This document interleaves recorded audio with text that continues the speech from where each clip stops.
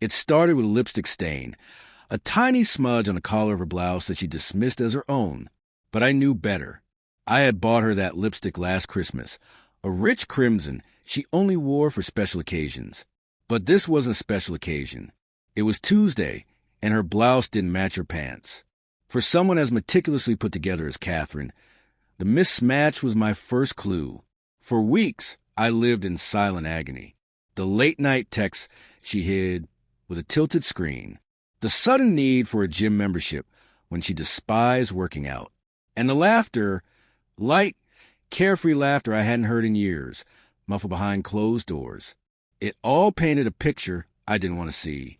I didn't confront her, not right away. No, confrontation would have been too simple, too loud. Instead, I became a ghost, floating through our shared life, observing from the shadows. I noticed a faint smell of cologne that wasn't mine lingering on her scarves. The way her phone never left her side, even in the shower. Her newfound fondness for taking long walks alone. The breaking point came one Saturday when she claimed she had a work meeting. It was absurd. Who schedules work meetings on weekends? But I played along, kissed her on the cheek, and watched her drive off in a dress far too elegant for an office setting. I followed her. She didn't notice my car several lengths behind hers as she drove to an upscale restaurant in the city. I parked discreetly, my heart pounding like a war drum. Inside, through the wide glass windows, I saw her, sitting at a table for two, laughing, leaning forward, her hand resting on the arm of a man I'd never seen before.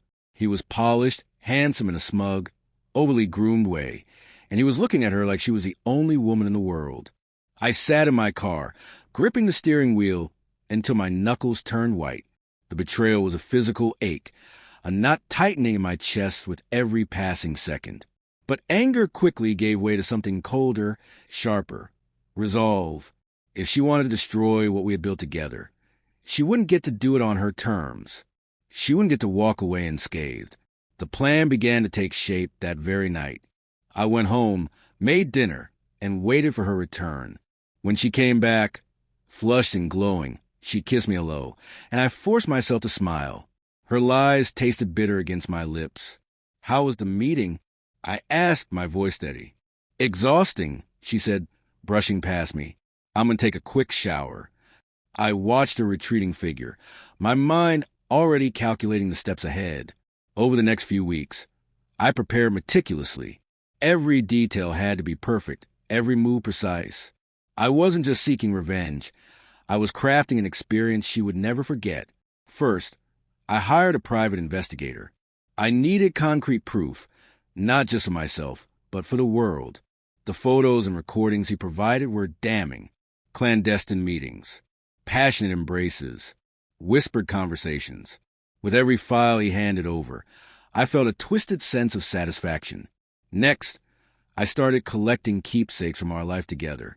The wedding album, the love letters she had written me, even the ticket stubs from our first movie date.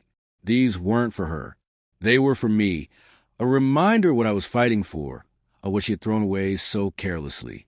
The box was the final touch. A simple wooden chest, polished and elegant, with a brass latch that gleamed under the light. I filled it with mementos of our life together, alongside the evidence of her betrayal. It was both a gift and a statement. A Pandora's box that would unleash the consequences of her actions. The night of the reveal was her birthday. I planned an elaborate dinner at home, cooking her favorite dishes and setting the table with candles and flowers. She arrived, surprised and delighted, her eyes lighting up as she saw the effort I had put in. For a moment, I felt the sting of nostalgia, a longing for the woman I had fallen in love with, the woman I thought I'd spend forever with. This is amazing, she said, kissing me on the cheek. You're too good to me. You deserve it, I replied, forcing a smile. We ate in relative silence, the clinking of cutlery filling the void where our conversations used to be. She didn't seem to notice my subdued demeanor, too engrossed in the wine and the ambience. After dessert, I handed her the box. Her hands trembled slightly as she took it, her eyes darting to mine with a flicker of uncertainty. What is this? She asked. A gift, I said, Something to remind you of us." She opened the box slowly, her fingers tracing the edge of the lid. As she saw the contents, her expression shifted from confusion to horror. The photographs, the letters, the evidence of her betrayal lay before her, stark and undeniable. Her face paled, and her hand shook so violently she nearly dropped the box. I don't understand," she stammered. "Don't you?" I said, my voice calm but icy. "You've been lying to me, Catherine. You've been lying to both of us." Tears welled up in her eyes as she scrambled to explain, to justify, to deny. But I had no interest in her excuses.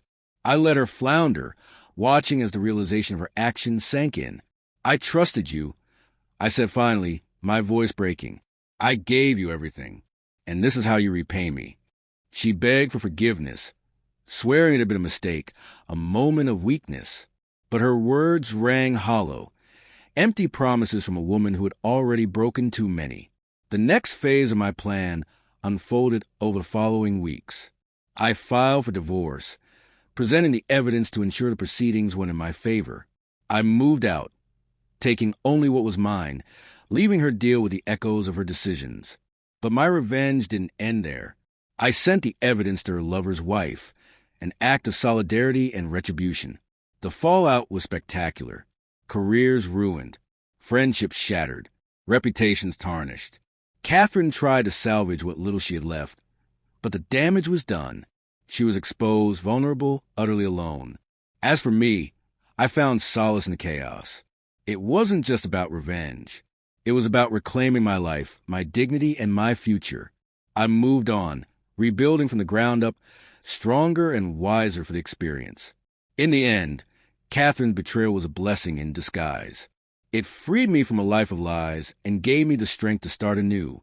And while the scars remain, they serve as a reminder of what I endured and what I overcame.